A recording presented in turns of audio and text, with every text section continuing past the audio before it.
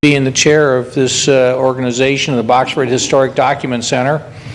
And, we're really pleased that everybody showed up. Now, if you like, we've got some cards, a picture taken by David Myers, who's the president of the organization and is also the nephew of Gordon Price.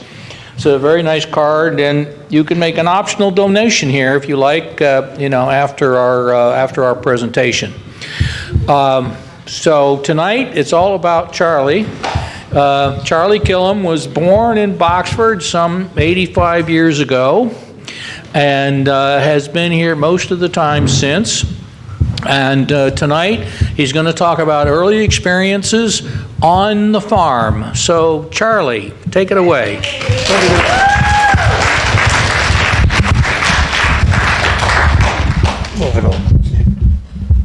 You hear me all right? Yeah. This here goes back before my time. I wasn't born when this, but it gives you a magnitude of the house and the barns and extent of the whole plantation.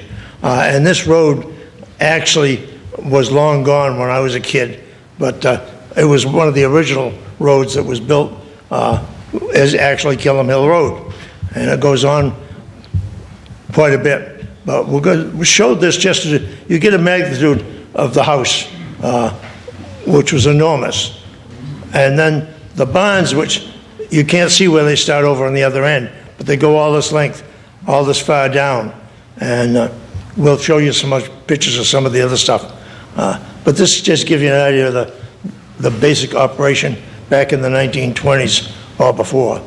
So, all right, you get the next one, Brad. This is what happened to it. This is 95. And this is the Killam Hill Road, which was chopped off in 95 when it went through here. And that's what's left of it. And the farmhouse is back here. And all the buildings were, all except a few, which we will show, were torn down and actually buried in the cell holes of the barn itself. But that shows what happened to the farm and pretty much destroyed it. 95 just wiped the whole thing out. All right, let's go to the next one, Brad. This shows you, I have to orient myself now. This is what was Depot Road, I think. And then we get down here, and Kelsey Road goes up through here. And down in this field here was a field we called the Close. And I can't see the railroad track here. Am I missing it, Brad? Yeah, it's down the left-hand side from top to bottom. In here? Yep. Oh, okay. So this is actually the Close. And this was real good sandy soil. And this is where we grew most of the beets and carrots and onions and stuff that root crops. And they all were in that field there. And then we come up to the orchard here. And this was all apple orchards, basically, on one side. And then the other side had peaches and pear trees. The apple orchard was kind of interesting. There was one tree that my father had grafted 5 varieties of apples on this one tree. And they were Baldwin's, Northern Spies, Cortland's, Yellow Delicious, and a Wolf River. And the Wolf River apple was probably about 6 inches diameter, and it was mush. You wouldn't want to eat it. But the Baldwins were a very nice, sharp apple, and they kept very well. The only problem with them, and the trees only produced every other year of the crops out of the Baldwins. But there was apples. We probably, I hate to think how many bushels of apples we had, and a lot of them we kept and stored in the root cellar at the house, so that we had apples year-round practically. Then the other fields, I have a hard time orienting to this. Is this Kelsey Road? No, Kelsey's with the circle on the... That's Kelsey. Yeah. That's Kelsey. What was this, 97? That's 90. That's Killam Hill Road. Well, it wasn't called 97, it was Killam Hill. Killam Hill Road, right. So the houses were in here, houses and barns and what have you, were over in this area here, and in here. Neil Osgood's house is right about there, which my father had built by Alfred Didd, and that's where I was actually grew up there until we moved over to the big farmhouse. We lived in that house probably until I was about 10 years old. And then my grandfather, he used to go to Florida every year for about 3 months. So we moved into the big farmhouse when he was gone. But all the other fields, like all these fields over in here, we had all kinds of hay and crops and all this sort of thing. Let's go on to another one, Brad. All right, this gives you an idea of the barn. Part of it anyhow. These are maple trees, and then this building right on the end here, actually the top of the building, there was a shoemaker shop that my grandfather had. He made shoes for all his children. He had 9 children, and he made shoes for the 9 children. And this is one of the sleds that we used for hauling wood out of the woods. But this house here was the well house. And inside this house, there was a pump over on this side and a watering trough over here to feed the water the cattle. But inside this house was a big ice chest, only it was a wooden box, and it wasn't, there was no electricity here, so it wasn't refrigerated. So we used to go up to Elliot's house in Georgetown and get a block of ice once a week on the old white truck, and we'd slide a block. Probably a block of ice was at least a foot to a foot and a half thick, and probably about 3 feet long and 2 feet wide. And you set it into that chest, and you use that to cool the milk. Because if you didn't do that, the milk would sour. And some of the milk, a lot of it went to a milk dealer in Danvers, but some of it went, I actually have the jug that my father used to take and put down at the train station for Dr. Harry Niles, and they'd fill, there were 2 of them, and they'd fill one of the jugs with milk, take it down the railroad station, put it on the train, and it would down to Danvers, to Dr. Niles. And an empty one would come back. And every week, he'd get a brand new jug of milk, and the empty one would come back so they could cycle them back and forth. And I have one of those jugs in the ceiling in my kitchen in the house in Boxford. Now, these doors here, and you can't see this, we'll show some other pictures of this, but there were big barn doors here and big barn doors here, and sheds all along this side. And I think we probably got a little better picture of the sheds, but let's go to the next one, Brad. Yeah, this gives you a pretty good idea. This was the well house and a hay wagon, and these sheds all extended way out to the ones you saw in the front. And they all had, most of the equipment we had, tractors, the few tractors we had over the years, but the wagons and plows and harrows and all that stuff were undercover. And then this barn, from here over, was pretty much a hay barn, but it also had, the horse stalls were in this door here, and we had 3 horses. Actually, we got down to 2 when I was a kid, but one old white and big red, and they were in there, in that area right in there. And then this barn, the original picture showed the extent of it, but it goes way out on the other end. And these milk cans were on a rack here. And you'd say today they probably weren't sterilized too clearly. And you might question the sanitarian. But we drank all raw milk. It was never pasteurized. And I'm still here today, so it couldn't have been too bad. But inside this well house, there was a pump right inside here and a watering trough on this side where you could pump the water into the trough to feed the cattle. And the cattle were in this corral in here. And the hay wagon, it's kind of interesting hay wagon. That you learn to load the hay with it, and you fork the hay on by hand. And it got to the point where I'd spend some time up on top, but any kids, and you built the corners of the load of hay and made sure the corners were taken care of. And the middle took care of itself. And you could load that way up, probably about 3 feet above these sides that you're looking at right now. But we hauled a lot of hay in this. All right, and the windmill was gone when I was a kid.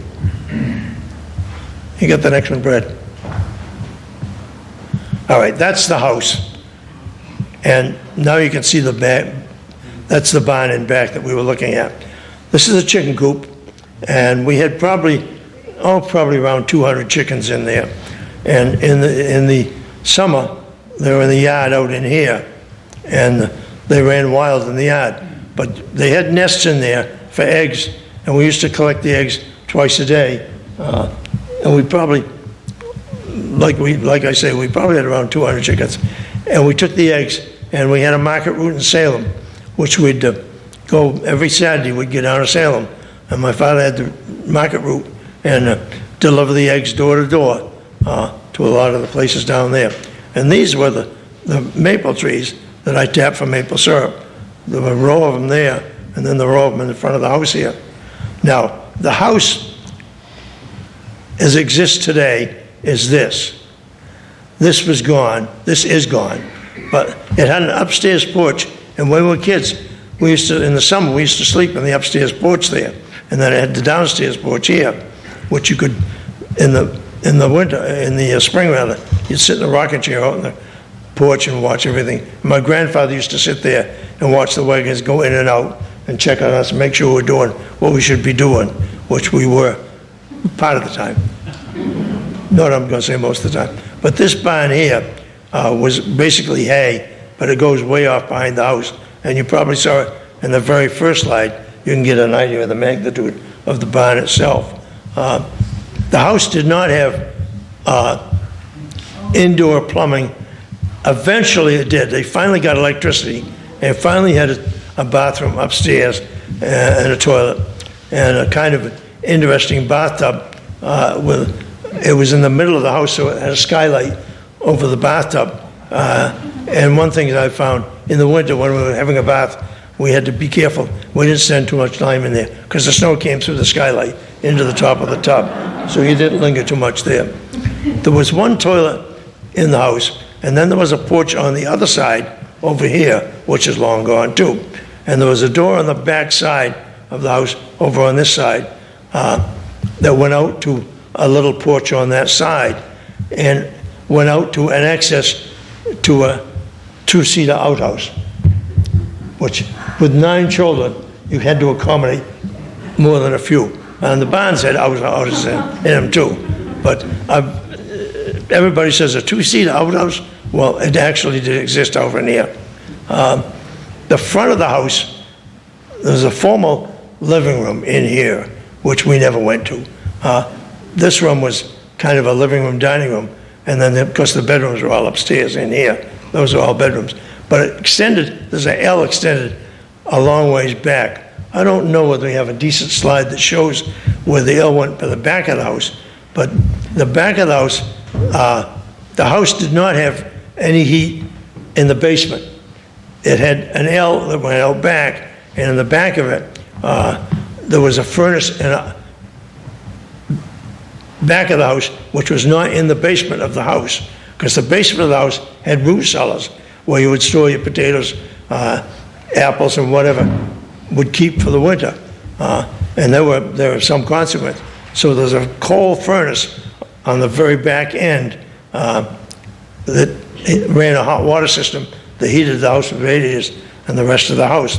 And then the very back end extended beyond here quite a bit. There was an extension over the, where the furnace was, which had 3 little bedrooms.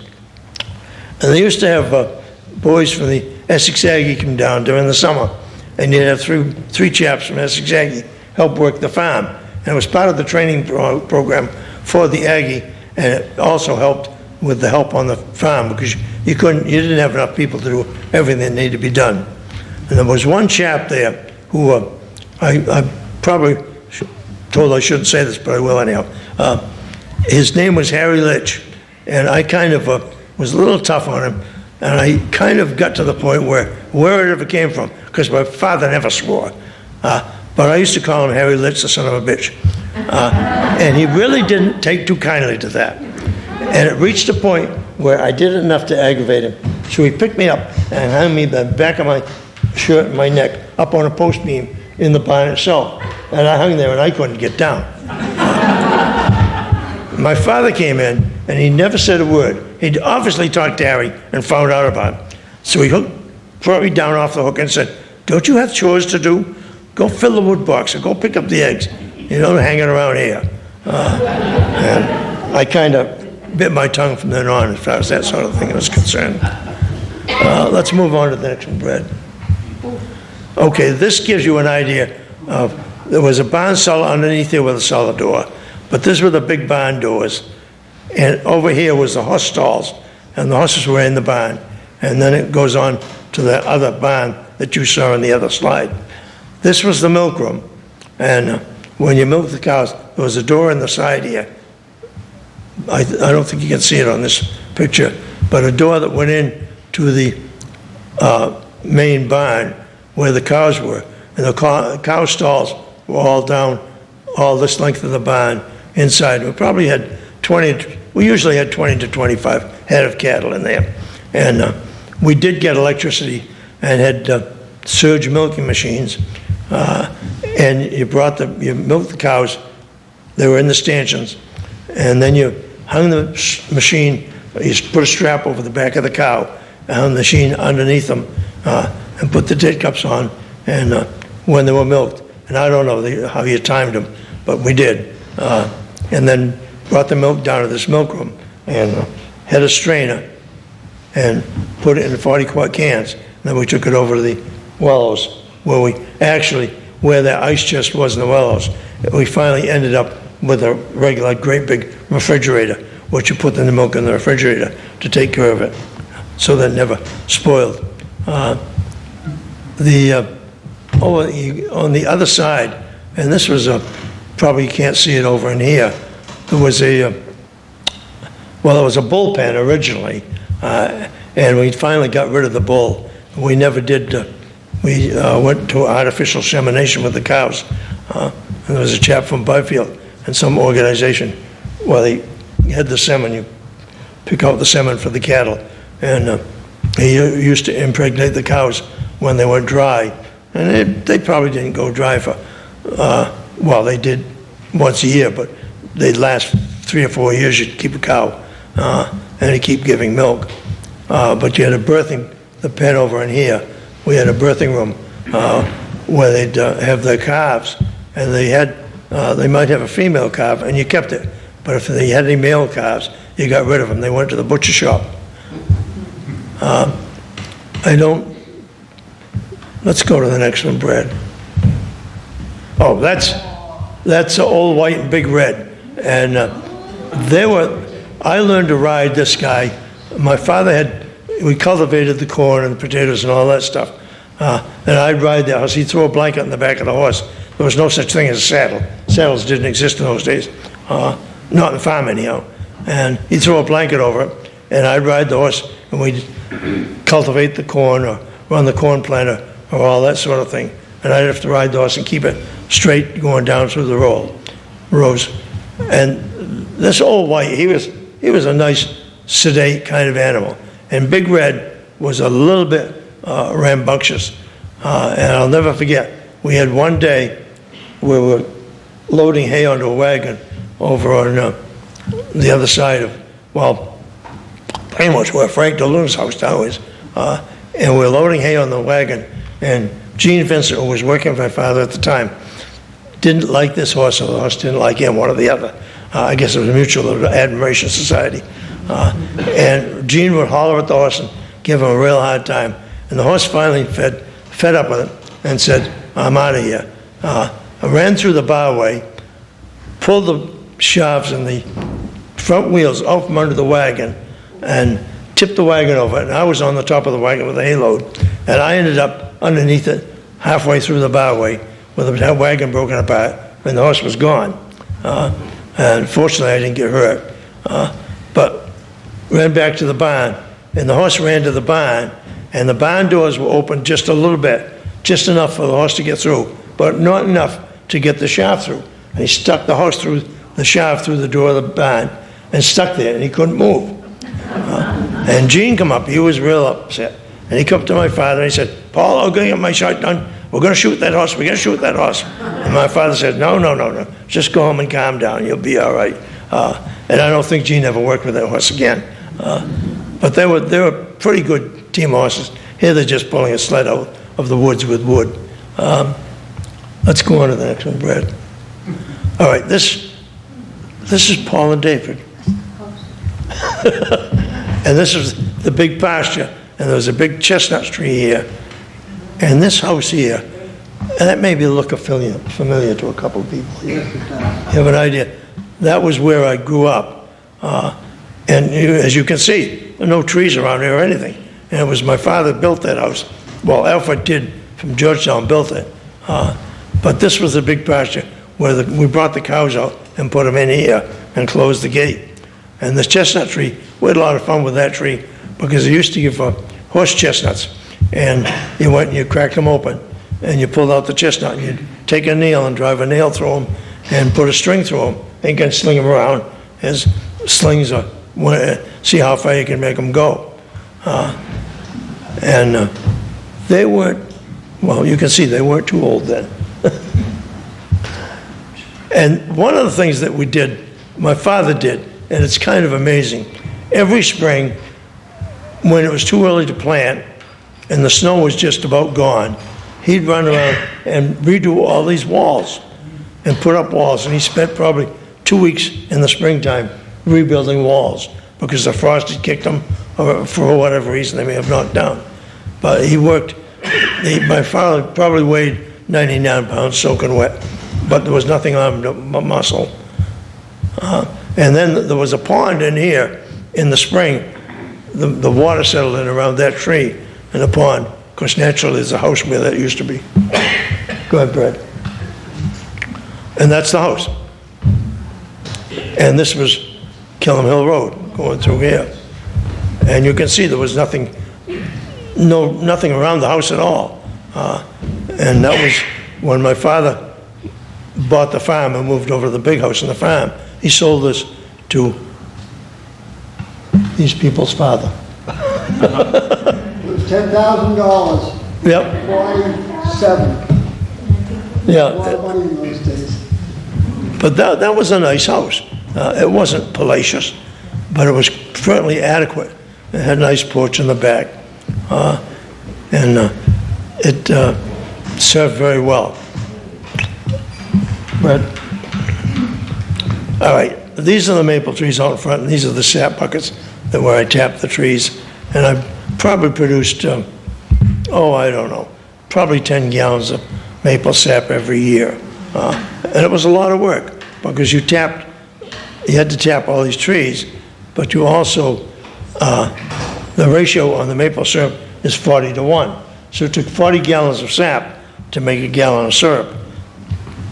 So I don't know how many trees I had, but there was an awful lot of trees. And then you boil it down to maple syrup out of it. And you earned everything you made out of it. But I sold the sap, and I made some money as a kid. Also, we got bread. This is the barn, and this is the milk house. And this is the idea of the snow. And this is the door where you go into where the cattle were, in that door there. But I don't know what year this was. This may have been 1948. Because I remember my father was sick of bed with pneumonia, and us kids had to take care of the cattle.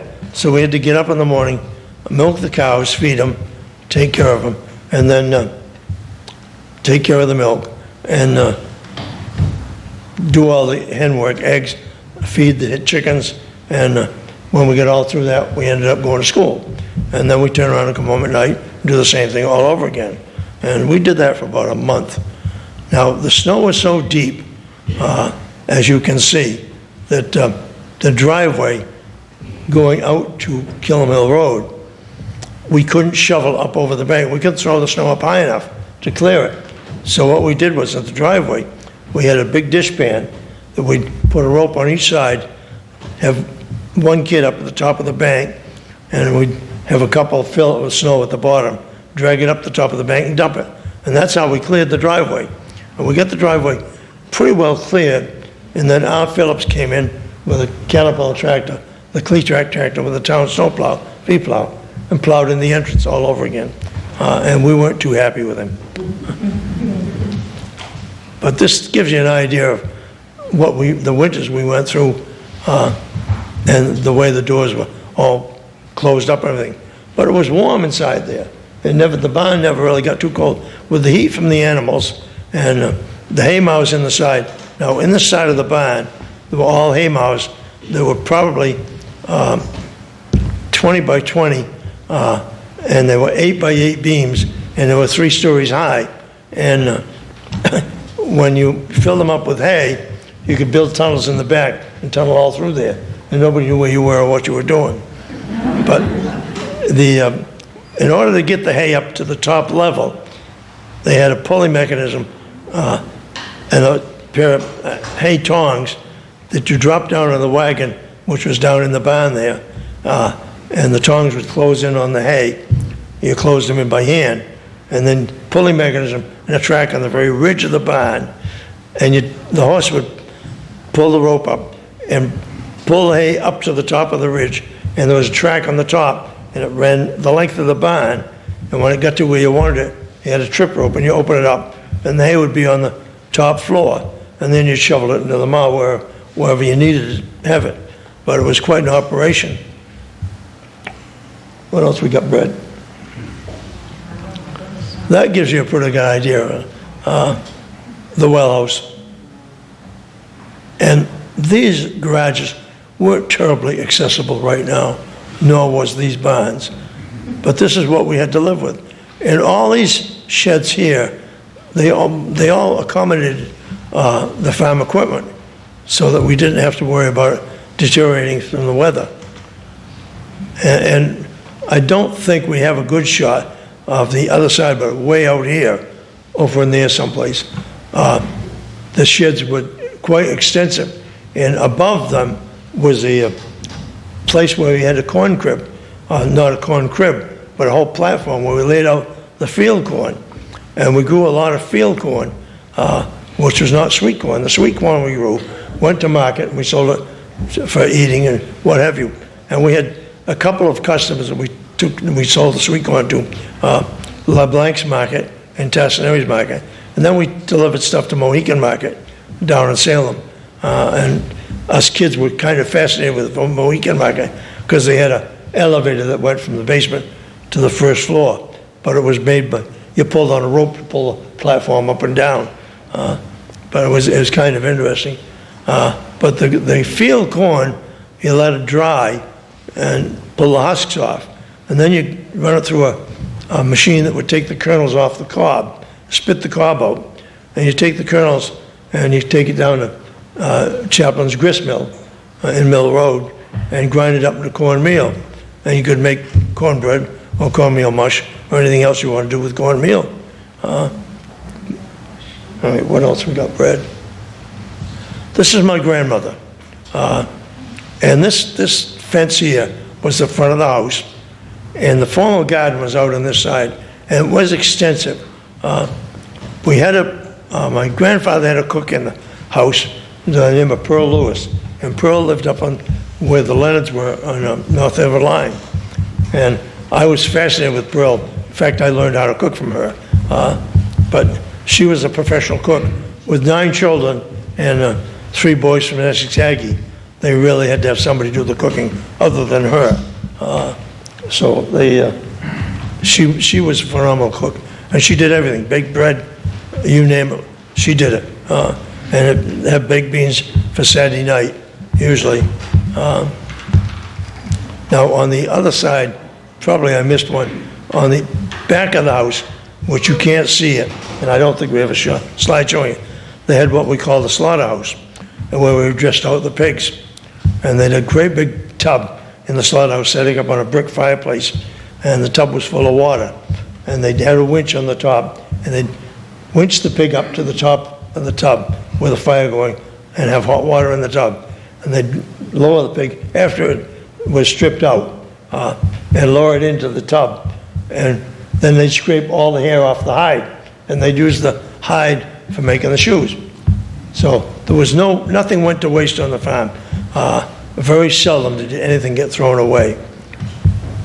And the thing that came out of the slaughterhouse, on one part of it, they dressed out ham and bacon, and we had a smokehouse where you smoked the ham, hands, and the bacon, so that you didn't. Very little did we buy any meat. Once a week, once a while, coming home from Salem after shopping, he'd come home with a piece of fish. But other than that, we basically ate chicken, and we might have lamb, and we might have pork or bacon or whatever. But we never had beef. You never touched any beef at all. And you can see an idea of how big the house was. And never used the front door. I don't know how come she's there, standing in front, because I don't think I remember anybody ever coming through the front door. Also, we got bread. This is my grandfather picking oranges in Naples, Florida. While we were out shoveling snow, feeding the cows, taking care of the chickens, shoveling manure and everything else, he was down there picking oranges off the tree in Naples, Florida. He was pretty smart, no question about it. Yeah. One of the things, I don't know, do we have a picture of the tractor?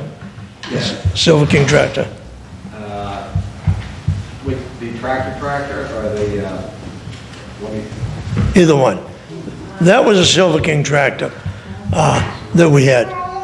And I wanted to learn to drive it. And my father said, if you can start it, you can drive it. Now, that didn't have a starter on it. You had to crank it from the front. And you learn real quick. You don't spin the crank, because if you do, it's going to break your arm for sure. But you came up with it this way and tricked it up once and hoped that it would start. And all I had was a magneto on it. But we used that to plow the garden and pull the wagon once in a while and pull the harrow. And it had a pulley on the other side to run the silage cutter, to cut the corn into silage and blow it up into the top of the silo. And it just had the single wheel in the front, but it was kind of fun to drive it. And I wanted my father, when I was probably 9 years old, I said, "Gee, I want to drive the tractor." He says, "If you can start it, you can drive it." So I started it. He says, "Okay, now you take a manure spreader down the backyard, and you hand fill the manure spreader with manure, and go spread it in the fields." So I spent a lot of time shoveling more manure with a manure fork by hand and filling the spreader, just so I could drive this thing, which today you wouldn't even think about it. But it was a lot of fun, and I learned to drive. And you learned, if you weren't careful, you could pick the front end right up off the ground if you weren't careful. All right, what else we got, Brad?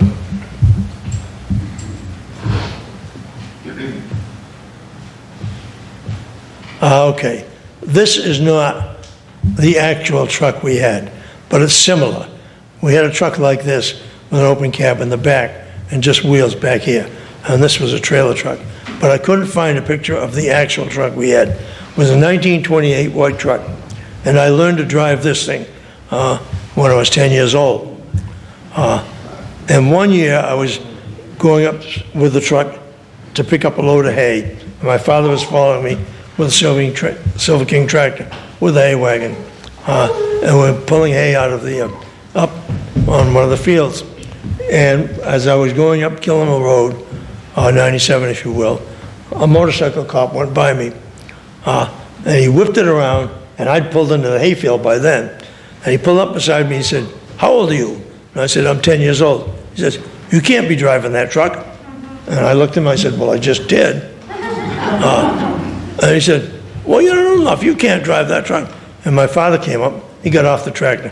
He said, "How old is he?" And he said, my father said, 10 years old. "Well, he can't drive that truck, he's only 10 years old."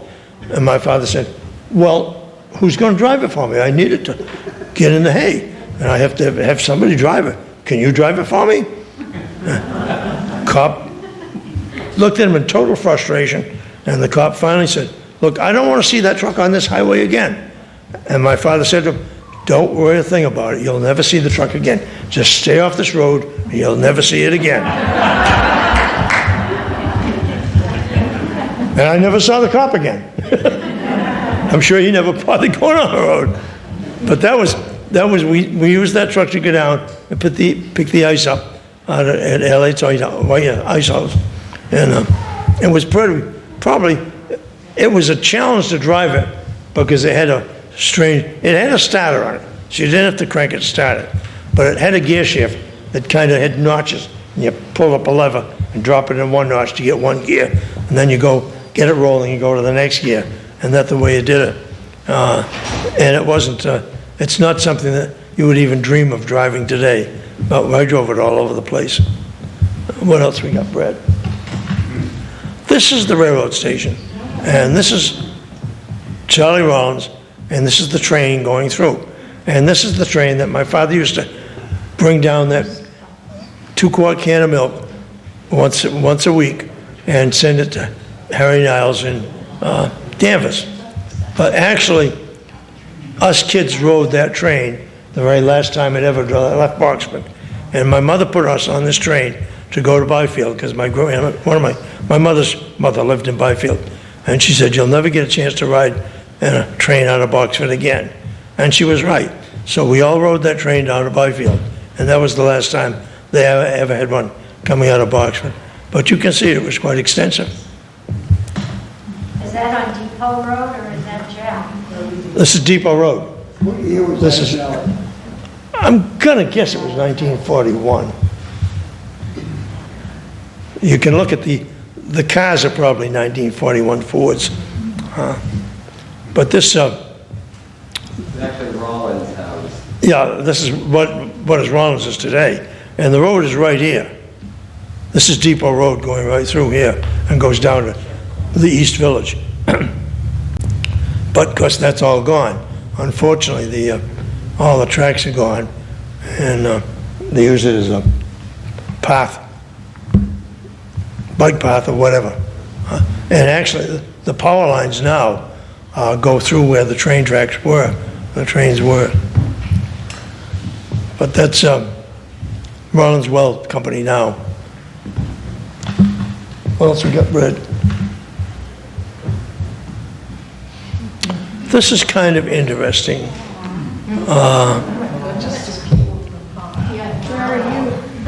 Well, that's what I'm trying to pick out. Right there. You're one of the bigs. Yeah. See that? I think that's my father, and that's me. 1936. And I was born January 26, 1936. And my grandfather's sitting there with Paul and David. And my mother, I don't think, is there. I'm pretty sure she isn't. Is But that the farmhouse? no, that's interesting. That is, I think it's Dana Killam's house, which was down on Endicott Street in Boxford, down where Mascoma is today. But that's the size of the Killam family, obviously. And I can name a few of them. My Uncle Tom and my Aunt Florence with the two daughters, Betty and Barbara, and he was an electrician for the Swampscott Power Company, and he got electrocuted working on the lines. And I don't know as I can pick any others out. I don't know, probably a few of you may remember my Aunt Clara. She had a pretty good reputation in West Boxford here. And I don't know, she's probably there someplace, but I can't find her. But that shows, and it's amazing how they actually had reunions and had pictures like that back in their era. I don't know what else we have, Brad. I think that was it. That may be it. Yeah. So that's it. I could go on and on about what we did on the fields and hay. We had a lot of fun because in the front field, which is where Melzar's house is today, we used to go sliding down the hill. We had a lot of fun on the farm itself, other than just working. We did work an awful lot, but my uncle Dwight, my cousin Dwight, there was 4 boys, Dwight, Herbert, Alfred, and Chester. And Dwight built a bobsled, but it actually was a plank with runners in the back and runners on the front. It was about 12 feet long. And we'd start at the top of the hill and go down around, and we'd have it figured so we could get down around the hill and come back and have a short distance to walk back up the hill to ride back up on the sled again. So we did that a lot. And we had to go down in the back field, and there was a spring in the backyard behind the barns where the cattle, there was a trough down in the woods actually, where the cattle could get down, and there was a pipe coming out of the spring into a watering trough. The cattle could get their water out of that spring, completely effortless, and we didn't do anything. It just ran constantly because it was a spring. But we used to, once in a while, we'd sneak some corn and maybe a few cumbers and a few tomatoes and get down and have a corn roast in the backwoods down there, which I'm not sure. I have a suspicion my father knew we were doing about it, but he never cared and never said anything about it. So we'd get down and have ourselves a real good party down there. And then we had, I don't know, did I... When you mentioned the cranberry bog, Yeah, I'm a little disoriented on this because I can't find, I think it was down in here, the piece of property called the Spring piece was next to the railroad tracks, and down in the lower part of that, there were cranberries. No magnitude, we never could sell them, but we had those down there. And then there were wild blueberries down on the edge of the field too, which we could pick the blueberries and take them to market and sell them in the market. And then on 95, there was a piece of property called the Great Meadows, which is probably a 20-acre field. And we used to hay it, but we used to be wet in the spring. So you had to wait until it dried out enough. But the lower part of it was a cranberry bog, which is under 95 today. And you might say it was wetlands because it was, but it doesn't exist today. But we used to pick enough cranberries so we had cranberries for ourselves. Now the market route in Salem kind of was fascinating because we had, we probably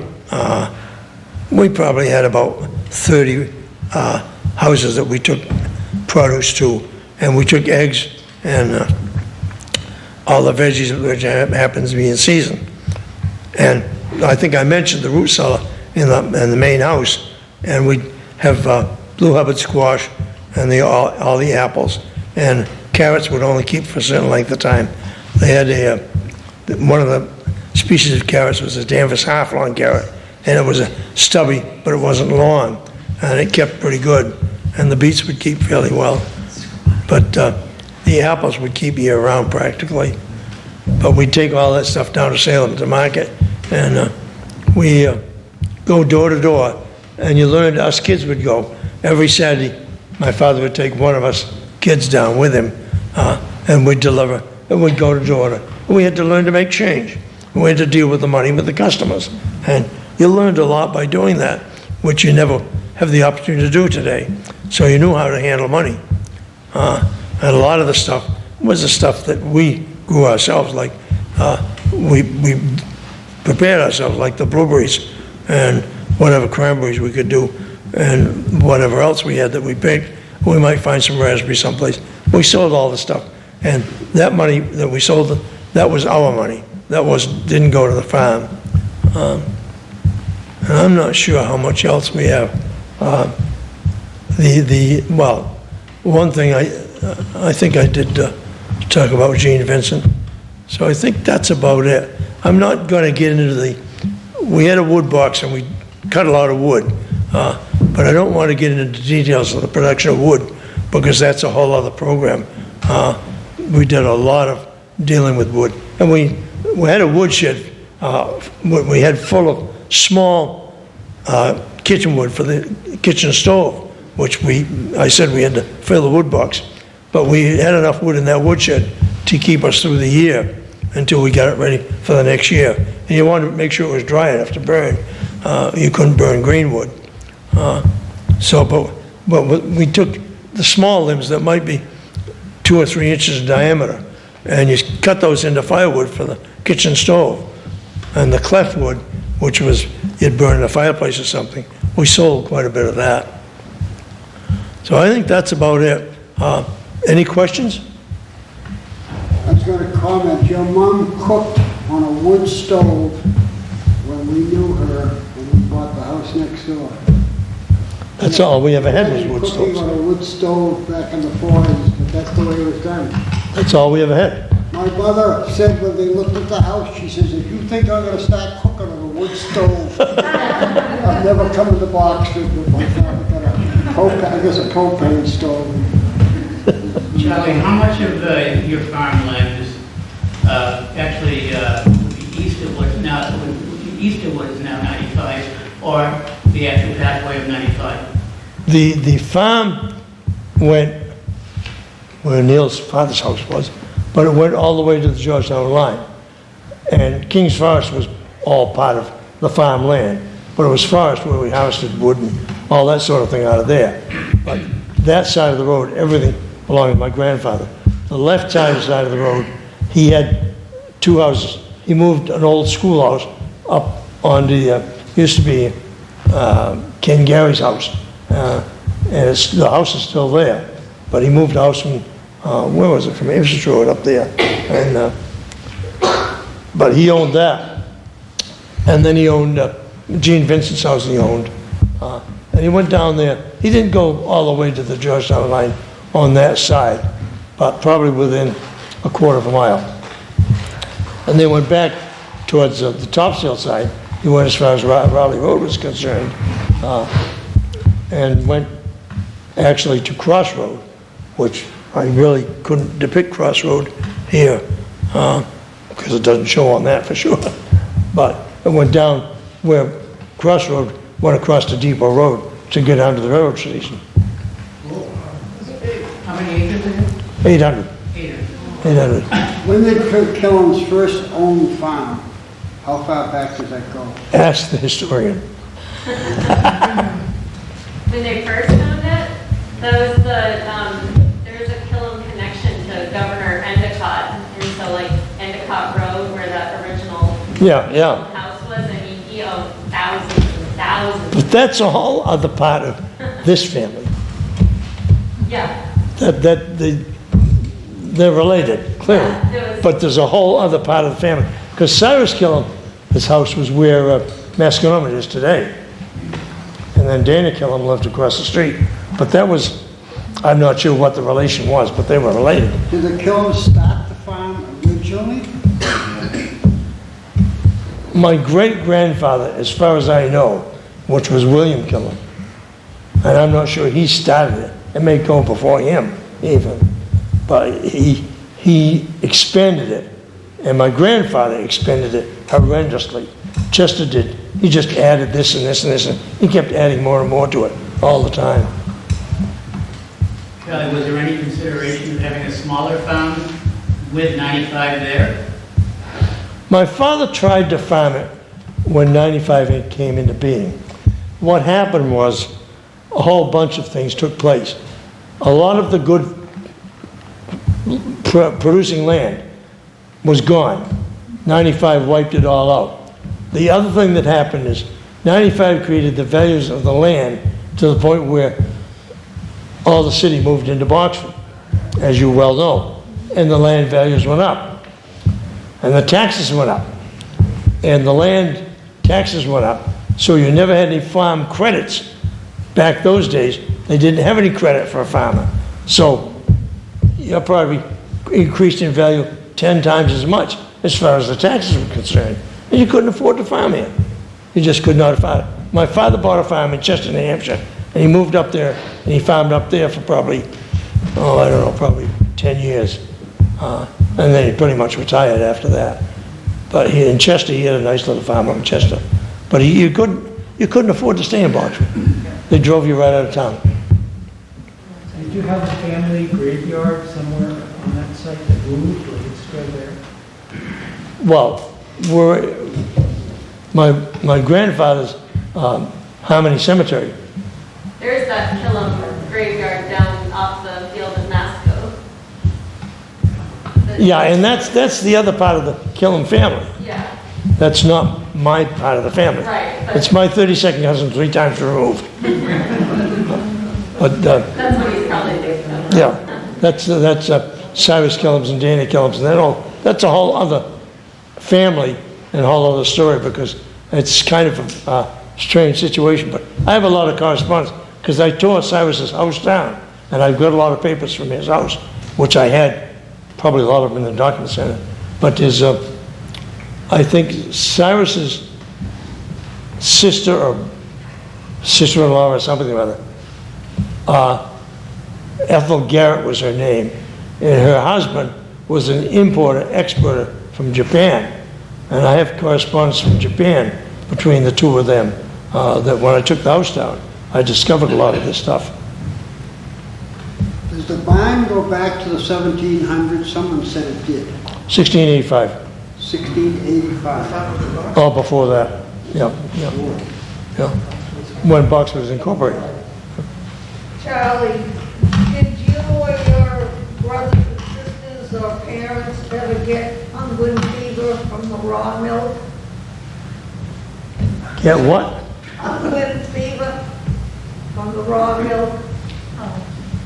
I'm still here. I know. Thank heaven. It was probably the healthiest food we could ever have. We lived off the land, and we ate what we produced. Yes. And we were far healthier then than we are today. Now, I was diagnosed with asthma when I was 10 years old, probably from handling so much of the hay and hay fever. But here again, I'm still here. What can I say? Is the house still here? The house, when my father sold the property, John Moore bought the property and destroyed all the barns, and actually all of the timbers and everything. There were 8x8 timbers, which were fantastic, in the barn, and you'd love to have them today. They were all bulldozed into the cellar and buried. Everything was bulldozed into the cellar and buried, and the only thing remaining was the house and those 2 little sheds on the left-hand side of the house, which you saw on the slides. But that's all that's left of the original farm. The house still exists. It's our house. Yes, Mr. Mitchell. 2 Old Killam Hill Road. Yeah, You can see the house. If you came off the 95 onto 97 toward Georgetown, the very first place you can make the right-hand turn is Old Killam Hill Road. It's the extension of that roadway that you see crossing in front of the house. The house is there. We've restored it and added on to it. The carriage house is still there, where Charlie was talking about the shoe factory. None of the stalls are there. Of course, none of the barns are there. They're all buried. I find stuff. I still find stuff from the barn. oh, I'm sure. Charlie and I talked. Did a lot of that settle, Mark? Oh yeah, there's still. It's got to be settling. Yeah, because there's the wood rods. You know, I remember back in the early 90s. Do you remember this, Charlie? Your whole family had a reunion, and you got, it was probably 1990 or 91. I was out working on the carriage house, trying to salvage portions of the carriage house, and this big bus comes driving up the driveway. And I'm not talking about a school bus, I'm talking about a chartered, like a Greyhound bus. Comes driving up the driveway. I'm like, what the heck is this? And out steps Charlie, and Charlie's aunt. All right, I think it was your aunt, because she told us stories about when you guys were kids. When you guys were kids, you'd climb in the wintertime, climb up into the barn, out onto the roof, and slide down the roof into the snow. Well, it had a cupola on the top, Yeah. and you go up into the cupola and come out of the windows of the That's cupola what she's talking about. and slide down off. Slide Yeah. on her rear end, Oh, yeah. under the snow below Well, that. we did things in that era that you'd say you're going to kill yourself, Yeah, and we didn't. We're still here. everybody's still here. Charlie, we passed papers on that house in 1974, In the sheds to the left of the house, John Moore was a realtor, as you know. Yeah, And so it was, the sheds were there, I believe they were. just on the left-hand side. Yeah, correct. Right, they're still there. Maples out there, I guess. I mean, They're still there. yeah. Yeah, yeah. Wow. The sheds- Unfortunately, all those timbers, those 8x8 timbers, the beams would be worth a fortune today, and they were all buried. From the barn. Yes, But, you know, if you were to see the inside of the carriage house, I mean, those timbers are all still there. oh, yeah, yeah. Except Well, that's the original. half of them I rebuilt or restructured, sistered Yeah, together. That structure, that, we call it carriage house, that structure is in excellent shape right now. Well, that was, the front of that was, up top was the shoemaking shop. Right. That's- There was a fire in that structure, and there's evidence of the fire from whatever it was. I don't know, I think that might have predated you guys, Charlie. I think it did, because I don't remember that at all. The name of the house is the Thomas Purley House. Thomas Purley. Yes, yeah, Built the yeah. house in 1809. And the house is built in the right spot because I'll tell you what, that house is 210 plus years old. And it has got excellent bones. It is solid. And it was really built well. Well, they knew how to build houses in those days, Yeah, it did. not like they do today. Yeah. 4 chimneys, so it tells you how many fireplaces are in that house. 8. 1 in every room. Yeah, so it's an 8-room Federalist-style farmhouse. So you have 4 rooms downstairs, 4 rooms upstairs, and a center stairway. All original. And, well, I mean, it's as original as we could make it. We could keep it. Yeah. But each room has a fireplace. Each fireplace is different from the others. In other words, the mantles are different. The fireboxes, in some cases, are different. Some of them are Rumford-style fireboxes. Some of them are a more standard-sized firebox. There are 2 in the back of the house. If you look at that picture, you're looking at the east. You're looking at the east side and the south-facing. The front is the south-facing side. So you got a big room with a cooking fireplace in the northeast corner and another one in the northwest corner. And those fireplaces all work. In the kitchen, we've got a wood stove fitted into it, but all of the other fireplaces work. All original with the cranes. Yeah. It's really, yeah, you know, that's one of those things that, yeah, if folks are interested to see. Mike should have been given this. About the house anyhow. Yeah. Charlie, where did you go to school when you were? Went to Arrowwood School, and I had Mrs. Millay taught 1 through 4, and then Mrs. McPherson taught 4 through 8. And then I went to Topsail High School. The reason I went, and kids were supposed to go to North Andover, I think it was. But my father said, I'm not going to have the kids ride a school bus for an hour each way. You know, I need them home working. So my mother took us to Topsail High School. And we did that until we got our licenses to drive. And when my brother Paul got his license, then we drove until we graduated. You never went to the Little Red Schoolhouse. I'm old, but I'm not that old. No. I may have gone there for some classes or something, but I don't remember that. Bill Paisley went to the schoolhouse for 3rd grade. But not in East Boxford. East Boxford. He went to the schoolhouse. Is Bill that much younger than I am?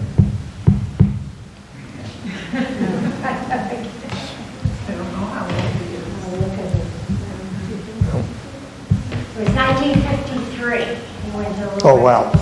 Schoolhouse. I was driving by then. Anything else? Hey, thank you very much for coming.